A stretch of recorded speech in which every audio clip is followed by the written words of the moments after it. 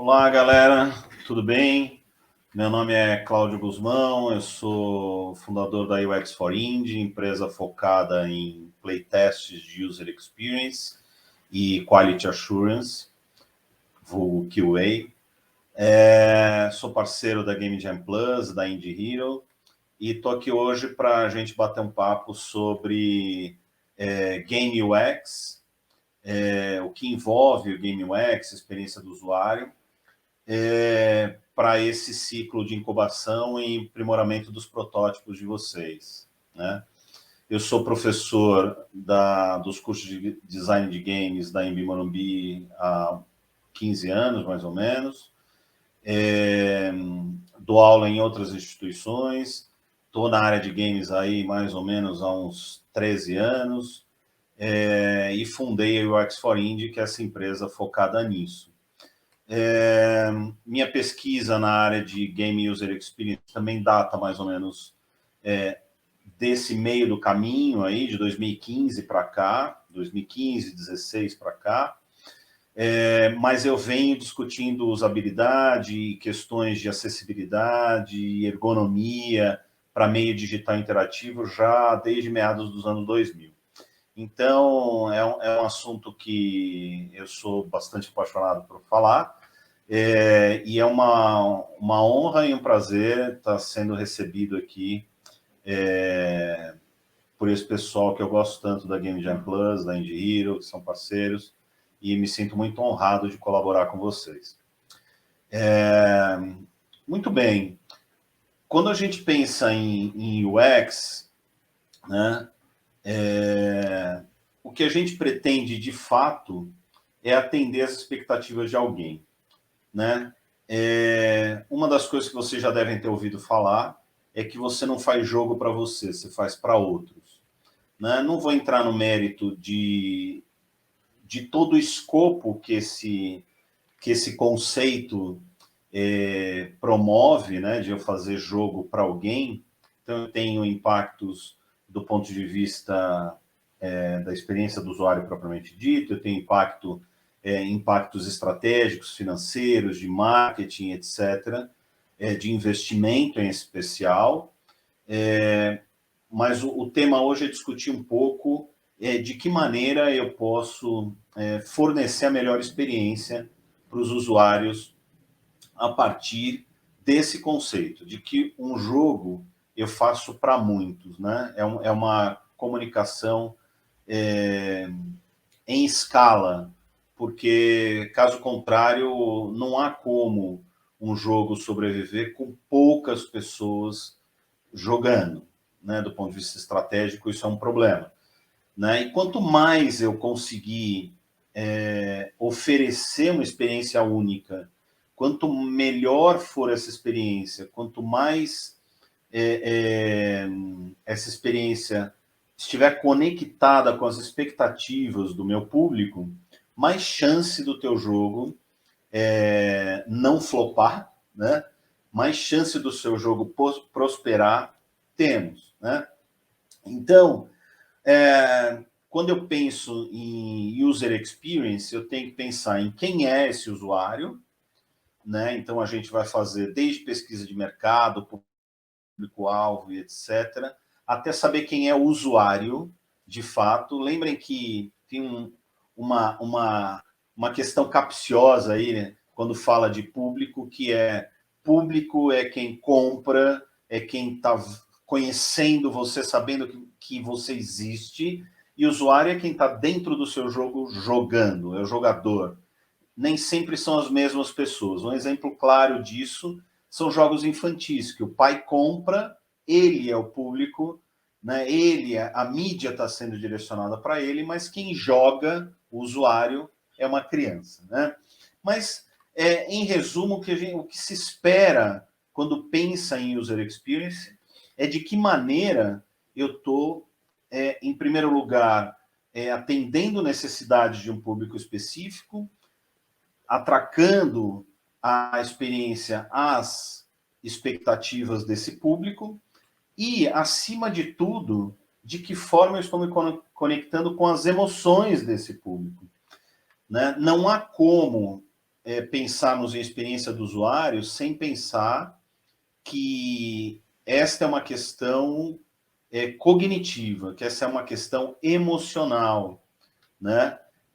Que envolve questões objetivas, obviamente, mas e questões técnicas, objetivas e funcionais, mas que buscam atingir uma experiência. E quando a gente fala em experiência, né, que é o outro lado do UX, né, quando a gente fala de experiência, nós estamos falando de algo que é bastante ou totalmente subjetivo, né? Muito bem.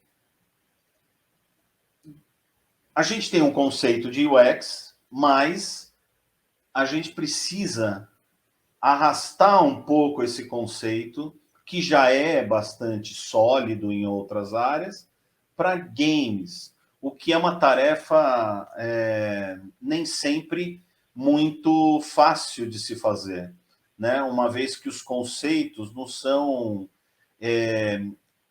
tão esclarecidos de uma área para outra, ou de fácil adaptabilidade, né?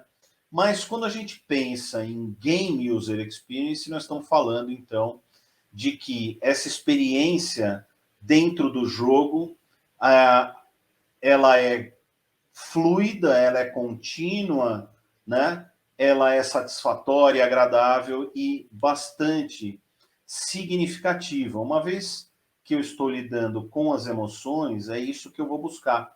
Essa relação de significado, do que é simbólico ou não, e de que forma eu mudo efetivamente a vida das pessoas no sentido amplo da palavra, né?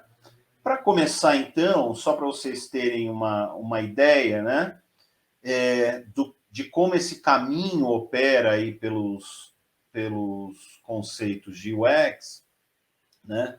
A pirâmide de UX explica um pouco, né, quais são os caminhos que eu tenho que seguir e como eles estão agrupados em termos de experiência, né?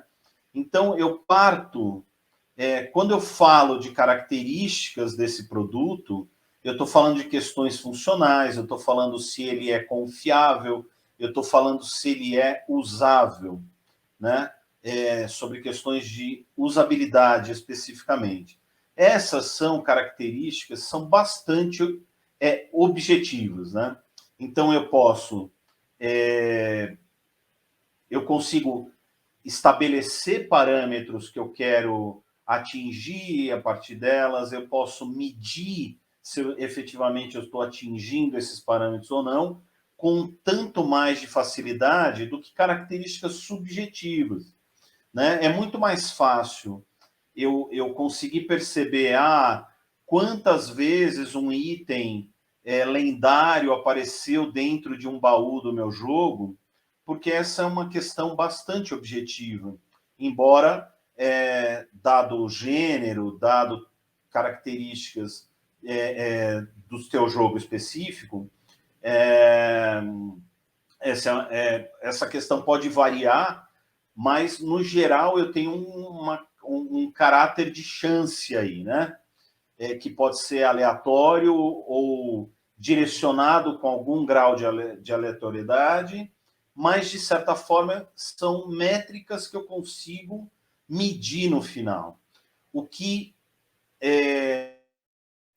coloca a questão do user experience também em questões objetivas, estratégicas, que podem ser medidas, melhoradas, aprimoradas e entregues para todo o que a gente chama de stakeholders, né, para todas as pessoas envolvidas ou todas as partes interessadas no projeto,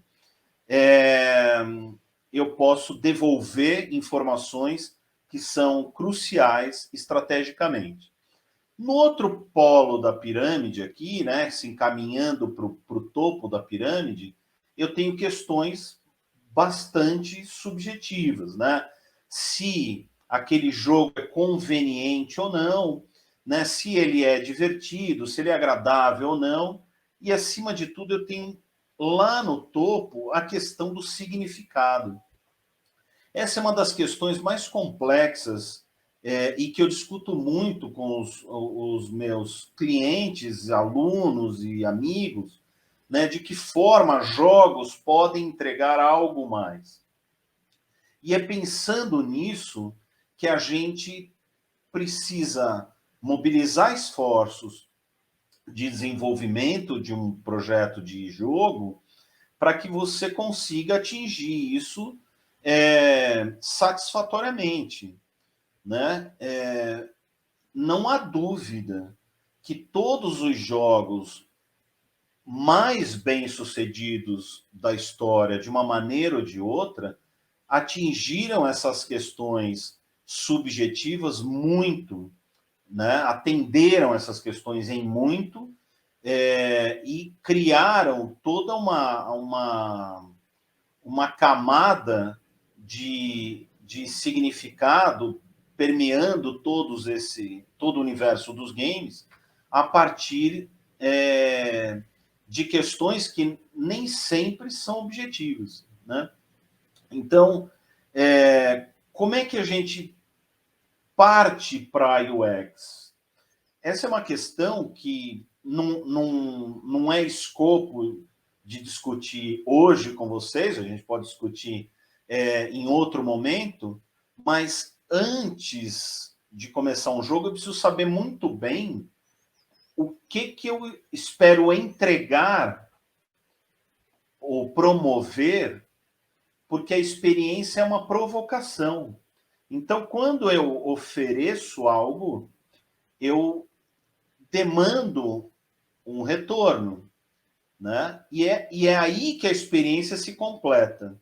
Quando eu tenho esse retorno, é que eu posso avaliar se a experiência proposta está sendo efetivamente entregue, né? Por que isso é tão importante? É muito importante, primeiro, porque um jogo ele é composto de diversos atores ali jogando não, desculpa, diversos atores trabalhando mutuamente, se colaborando mutuamente para entregar um produto que vai atingir as suas emoções. Então, as questões objetivas, elas atingem a cognição e as emoções de que maneira? Ah, puxa vida, eu preciso de controles muito bem elaborados para que eu possa atingir um grau de destreza motora, por exemplo, num nível que o jogo exige e no nível que eu, como jogador, gostaria de atingir. Isso tem um lado objetivo, mas tem um lado cognitivo. Não necessariamente tem um lado na esfera dos significados. Porém, um jogo não é composto só disso. Então, eu tenho elementos narrativos, eu tenho narrativas não verbais, tenho narrativas verbais, eu tenho toda uma camada que pode e deve ser explorada no sentido de entregar uma experiência completa para o jogador. Nesse sentido, é que o meu jogo pode ou não ser mais inovador ou mais significativo para os jogadores, né? Então, o jogo que a gente se apaixona por ele, por algumas razões, dentre elas, podem testar isso, será pela questão simbólica, pela questão do significado, né, dos conceitos que estão implícitos ali. Vamos supor, se eu quero entregar uma experiência que, além de divertida, que além de agradável, ela também procura discutir questões, angústias sociais, discutir mudanças de comportamento, discutir mudanças de paradigmas, eu preciso trabalhar na esfera subjetiva, na esfera da experiência propriamente dita. Então, se você olhar a pirâmide como ela está aí, você pode ver a experiência está numa área subjetiva e, portanto, numa área de ideação, no universo das ideias, e não nas características objetivas do seu produto.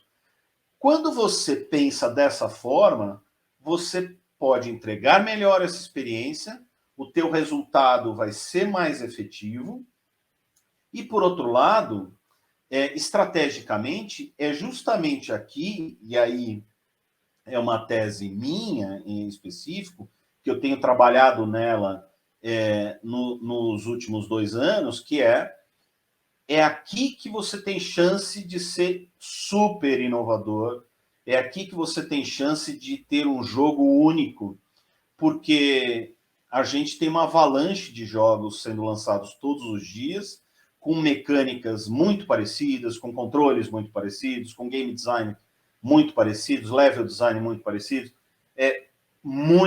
muita coisa parecida. Onde você tem chance de atingir o jogador por experiências que não estão sendo entregues são justamente na questão do significado. Então, o que a gente espera é que você possa entregar essa experiência, obtendo essa satisfação. Com isso, você aumenta essas taxas de retenção no teu jogo. E vejam, não é só free-to-play que precisa de retenção, né? Para você ter o que a gente chama de uma propriedade intelectual, para que você possa consolidar o teu trabalho enquanto desenvolvedor, mesmo num jogo premium, você precisa desse engajamento e dessa retenção.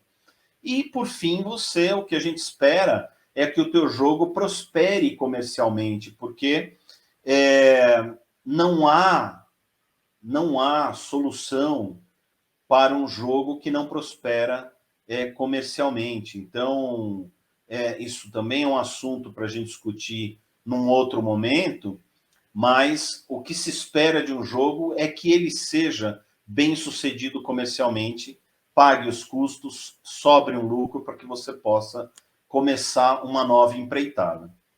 A gente tem alguns conceitos-chave, né? Quando a gente fala de UX, né? Então, a gente vai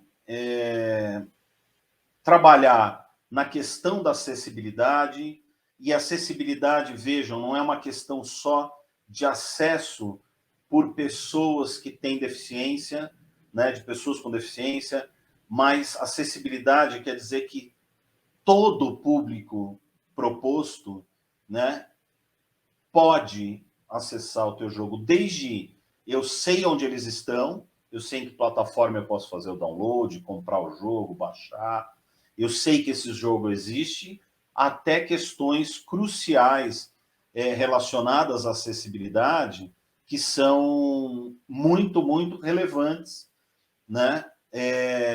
Como de que forma pessoas com limitações motoras podem jogar, pessoas com deficiência podem jogar e assim sucessivamente, né?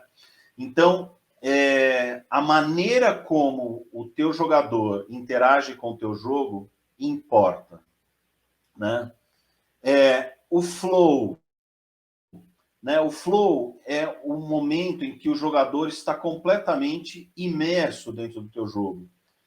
O que vai determinar que ele consegue que o jogo consegue fazer isso e que o player entre nesse estado de flow ou de fluxo, né? É justamente a combinação de todos esses elementos em nome de uma experiência que você quer entregar. A gente tem várias estratégias para fazer isso, do ponto de vista do gameplay, do level design, da narrativa, da trilha sonora, dos efeitos sonoros. A gente tem vários elementos que vão empurrar o player para o estado de flow, e isso é o que vai mantê-lo engajado ali, né? eu acho que cabe um parênteses interessante aqui, que é justamente em UX a gente tem uma questão que a gente chama de dark patterns, né? Ou os padrões que são meio dark, né? Vamos dizer assim. São padrões que também são utilizados para manipular o player para que ele faça o que eu quero que ele faça. Mas do ponto de vista negativo, do ponto de vista que não é legal, né? Também não é assunto dessa palestra, mas é importante que vocês saibam que UX não se trata de manipular o player, se trata de buscar excelência na experiência que eu estou propondo para ele. É muito mais, é muito acima do que simplesmente eu criar um método ali que vai fazer com que o player passe mais o cartão de crédito, com que o player compre mais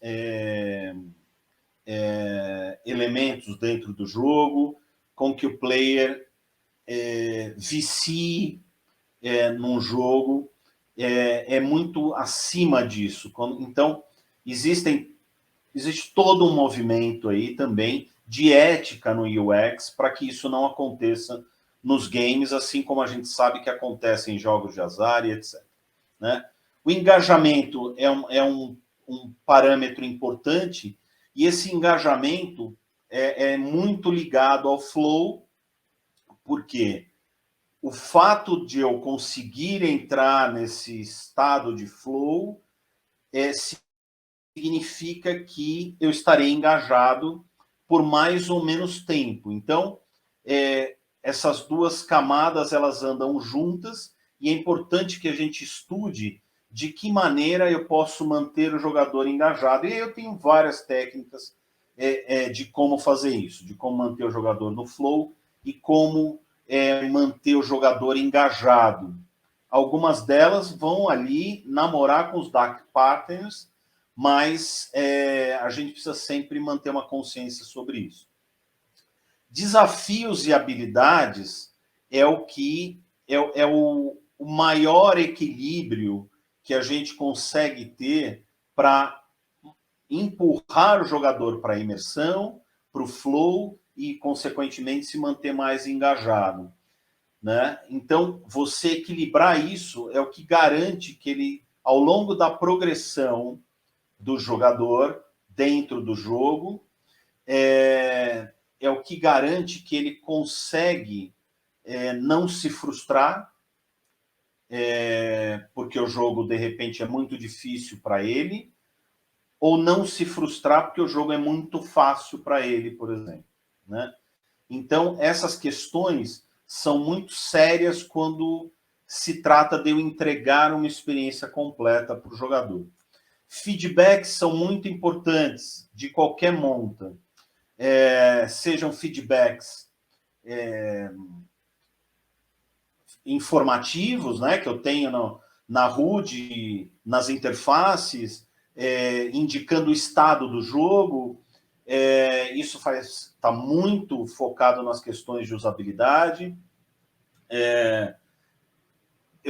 Feedbacks de combate, por exemplo, como é que eu sei se eu estou atingindo determinado objetivo num combate ou não, quando eu tomei dano, quando eu não tomei. Aí eu tenho feedbacks visuais, feedbacks sonoros, feedbacks visuais em termos de partículas, né, que eu posso ter explosões, trilhas que as minhas armas podem fazer para indicar um golpe ou outro, e visuais no sentido de eu ter uma barra de vida, por exemplo, ou eu ter, num formato um pouco mais do que a gente chama de diegético, e aí carece ainda mais de um raciocínio de UX, tanto na formatação como no teste para medir isso, que é quando eu estabeleço um diálogo com o jogador dentro do universo do jogo. Né? Você vai ter jogos que eu não tenho barra de vida, mas eu estou vendo o personagem tomar dano, porque rasga a roupa, tem sangue, e eu vejo que ele está, de fato, tomando dano, né? Entre outros exemplos que a gente poderia dar aqui, tá? Eu tenho questões estéticas muito importantes que vão trabalhar nessa questão do user experience, da usabilidade, né? A linguagem visual, como é que eu estabeleço um design da informação, seja uma linguagem verbal, seja uma linguagem não verbal, como é que essa informação está sendo transmitida, como é que as interfaces se conectam a ponto de eu conseguir fazer com que esse jogo seja entendível de uma forma mais ou menos espontânea pelo player, como é que eu conduzo o jogador ao longo desse aprendizado de como as coisas funcionam, como os controles funcionam, como o level funciona, o que eu tenho que fazer, o que eu não tenho que fazer. Então, tudo isso está muito ali inserido, não só nas questões mais que a gente já está mais acostumado, como game design ou level design, mas numa questão mais ampla, que é a questão estética do jogo como um todo, de como as coisas são percebidas cognitivamente pelo jogador. Por isso é uma questão importante quando a gente fala de UX também. Storytelling e narrativa, né? Como é que eu coordeno essa narrativa e como é que eu conduzo esse storytelling para que ele seja entendível pelo jogador com mais ou menos elementos que eu posso usar. A gente sabe que aqui tem muito a ver com o gênero do jogo que eu estou desenvolvendo, que tem uma estética, muitas vezes, que o gênero pede que tenha. Isso não significa que você não possa inovar, mas uma das questões da usabilidade que são discutidas é se eu devo mudar certas coisas que as pessoas já estão bastante acostumadas. Então, se eu tiver que mexer em alguns controles, por exemplo, eu preciso tomar muito cuidado como inverter controles se meu público está bastante acostumado com aquele tipo de controle. Na maioria dos jogos eu chuto com o botão tal. Por que eu mudaria no meu jogo? Pensem nisso. É bem importante você avaliar os riscos que tem disso, né? Isso não deve apagar a chance que você tem de inovar no seu jogo, mas é bastante importante você policiar isso, tá? Então, esses são elementos básicos que a gente vai dialogar aí nessa linha da experiência. Pode ver que eu não falei muito de controles aqui, de questões muito objetivas. Eu estou falando de questões que estão ali atingindo a experiência emocional do jogador ao longo do teu produto, do teu jogo, né? Aqui a gente tem a colmeia do UX, né? E tem umas coisas que são muito legais a gente discutir aqui, né? O Jacob Nielsen vai ter uma fala que eu acho bastante temerária. O Jacob Nielsen talvez seja um cara mais conhecido da usabilidade que nós temos, assim, um dos papas, né? Um grande teórico, pesquisador e fundador do Nielsen Group, que é um cara junto com Donald Norman. Donald Norman é o cara que cunhou o termo design centrado no usuário e que culminou para user experience. E o Nielsen, Jacob Nielsen, é o cara que criou ali as primeiras regras de usabilidade lá para a web, lá no final dos anos 90, começo dos anos 2000. Ele tem uma fala que ele fala assim: quando a gente fala de UX para games, a gente precisa tomar cuidado, porque o jogador não vai atingir nada, né? Ele não quer nada no final. Isso é bem temerário. O que ele quer dizer com isso? Ele quer dizer o seguinte, que quando a gente fala de UX para um aplicativo de banco, eu tenho uma tarefa que tem começo, meio e fim, com um resultado muito claro que eu quero obter ali no final.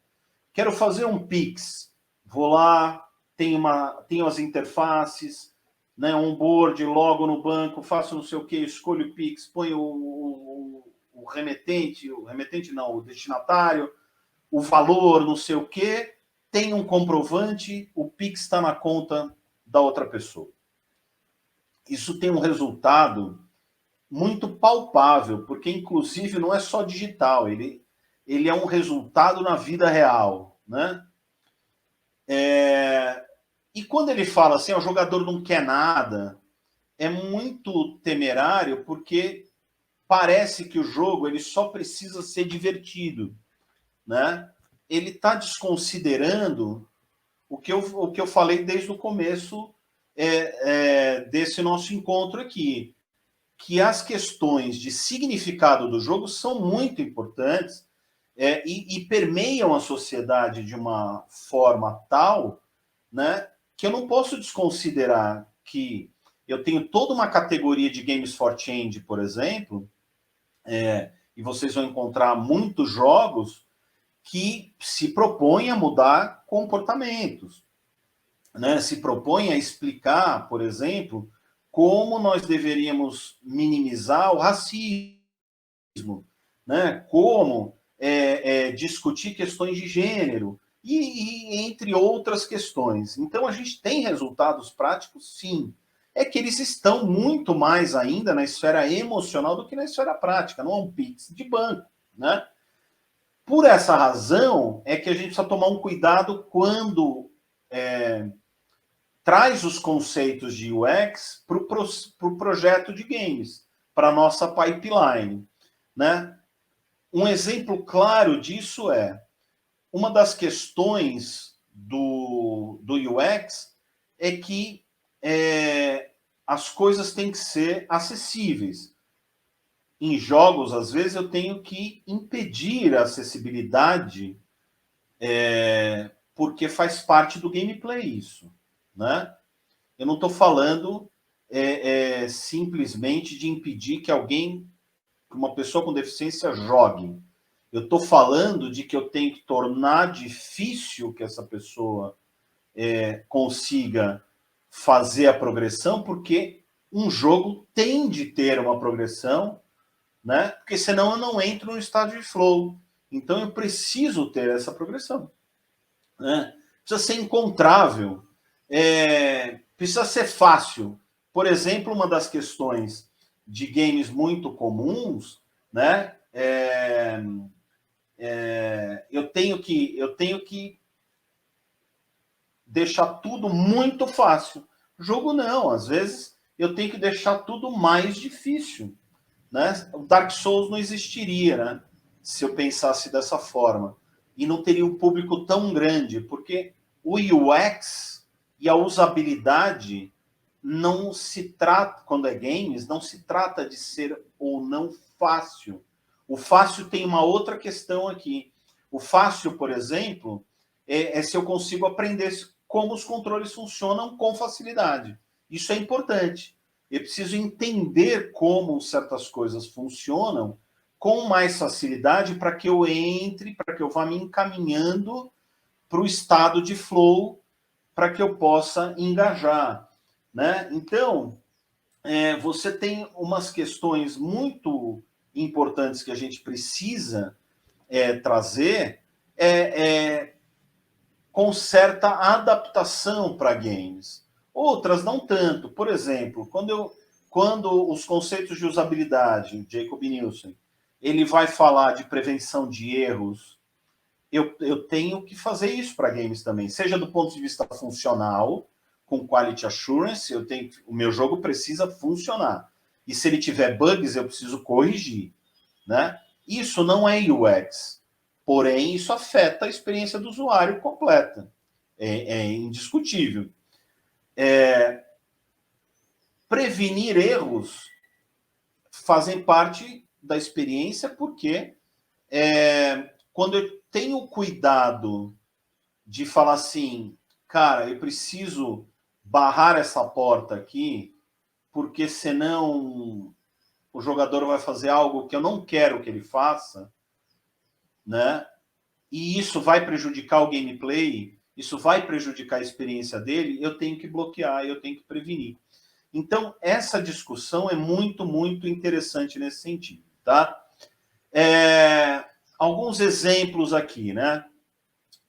The Last of Us, eu tenho um foco na narrativa e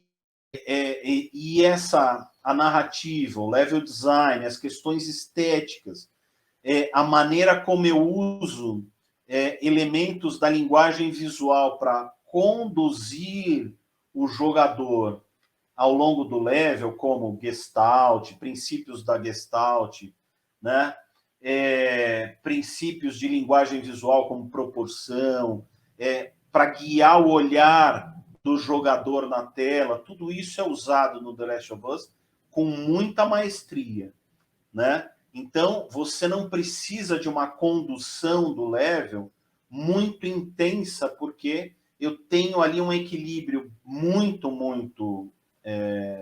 eu chamo de gostoso, porque é gostoso. Né? Eu tenho um equilíbrio gostoso ali de não ser tão guiado. É diferente no Horizon,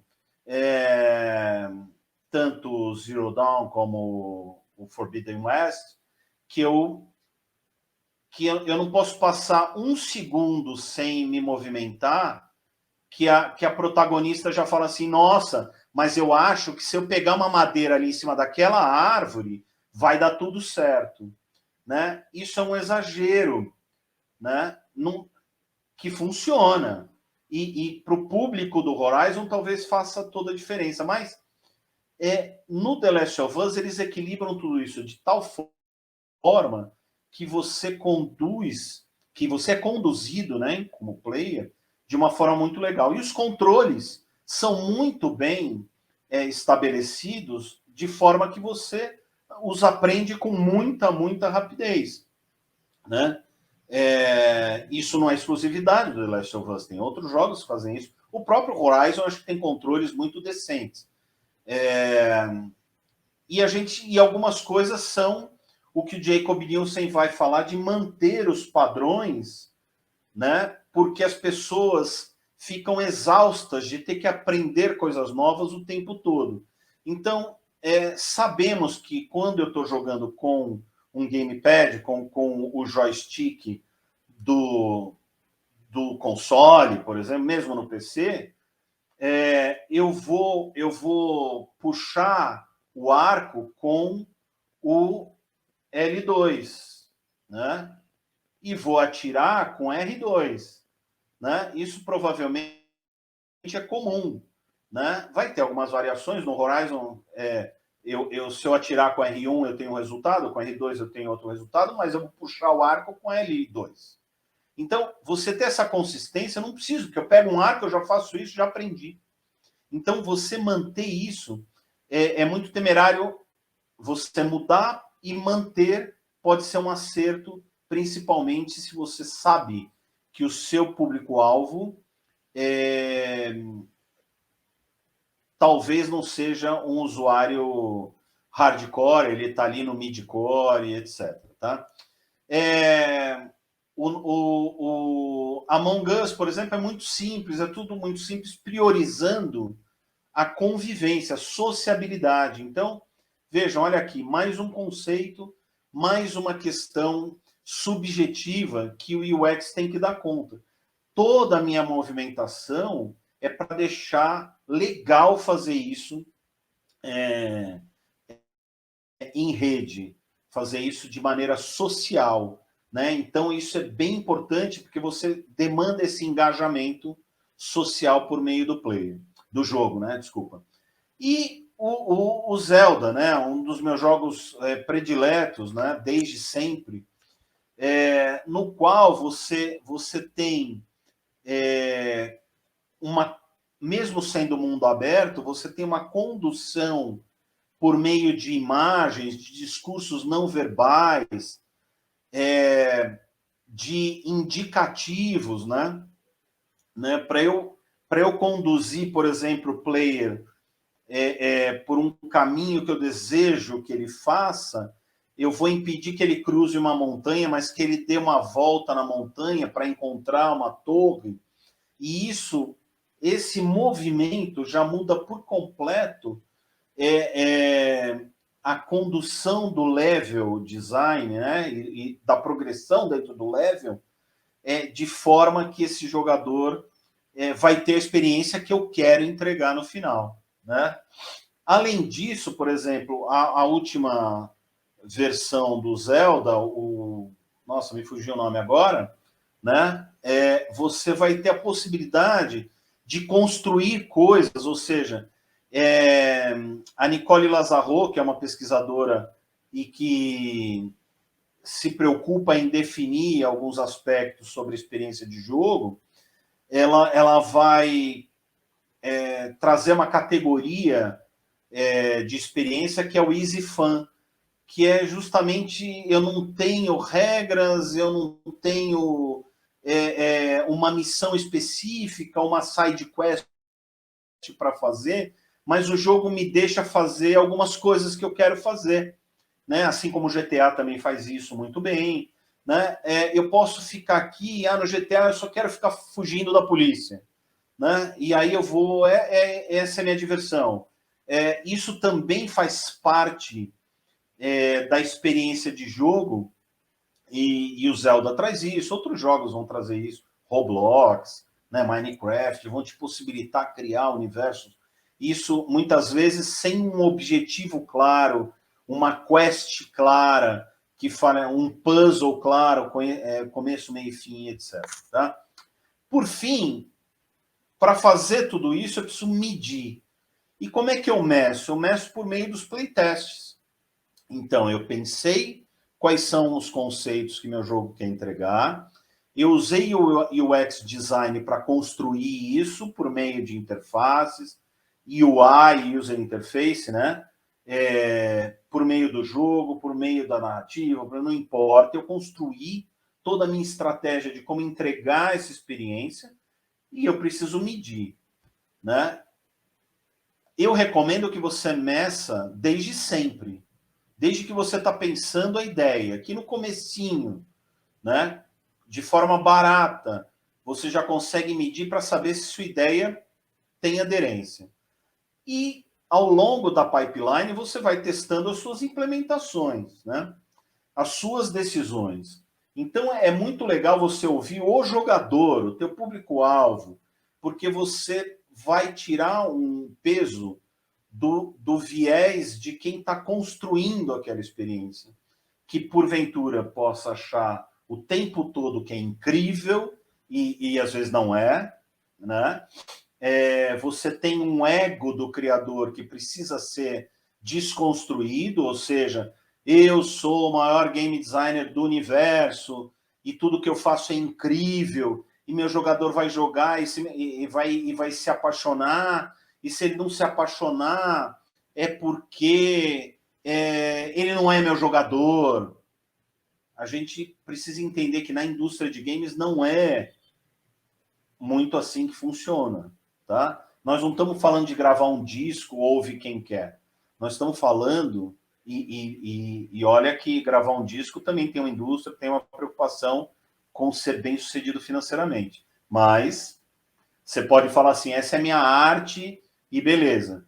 Em games, você tem um monte de gente envolvida que depende de que aquele projeto seja bem sucedido. Então, você precisa descer um pouco do pedestal e ouvir o teu jogador.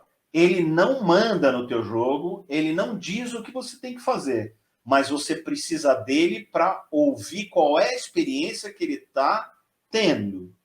E se você está atingindo as expectativas dele. Se não, você precisa tomar suas decisões de como fazer isso, né?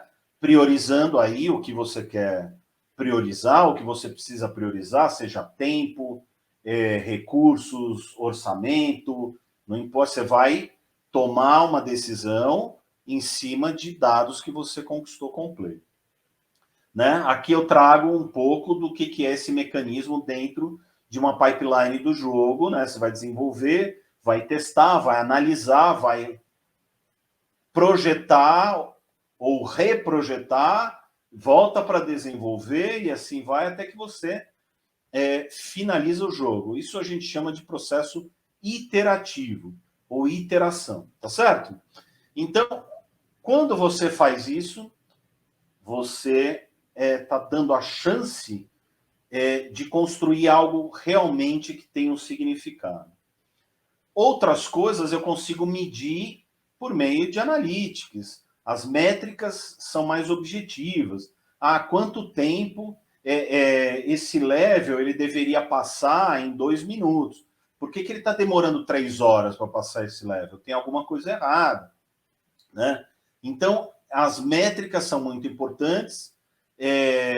As questões objetivas te ajudam a medir isso com obviamente, um pouco mais de objetividade, mas todo o universo precisa ser testado, né? Então, esse é a nossa grande busca aqui, né? Imaginar uma experiência, projetar essa experiência, testar essa experiência, é o nosso trabalho quando a gente pensa em UX. Então, o Game UX, ele vem, né? Ele emerge dos conceitos de design centrado no usuário e de design de experiência do usuário, né? Mas nós temos que fazer algumas adaptações aí, com o objetivo final, então, de criar essas experiências de jogo que são excepcionais e que, acima de tudo, vão permitir que o seu jogo atinja o patamar que você espera também enquanto projeto. Quando a gente cria algo significativo, como um jogo complexo, desafiador, exaustivo, tecnicamente refinado, como é um jogo, a gente espera que pessoas joguem e que pessoas, muitas, joguem e que elas estejam muito satisfeitas. Portanto, eu gostaria que vocês refletissem sobre a importância do user experience, dos playtests, da usabilidade, e que quando você tiver ali na tua pipeline, pensar assim, nossa, eu preciso contratar mais 3 programadores, mais 5 artistas, mais não sei o quê, e não tem dinheiro para fazer UX, reflita um pouco sobre a importância do UX na tua tomada de decisão, porque pode ser que respostas do teu player façam você, inclusive, diminuir a necessidade de mais investimento ao longo do time frame aí do teu projeto, tá bom? Então, fiquem à vontade para me contatar sempre que necessário. Eu estou aberto aí a colaborar com a indústria de maneira geral, né? E eu fico muito grato dessa oportunidade. Eu queria agradecer todo o time aí da Game Jam Plus, que é sempre incrível, são pessoas que eu gosto muito de estar junto, tá certo? Então, muito obrigado mais uma vez. Até a próxima, gente. Boa sorte aí. Tchau.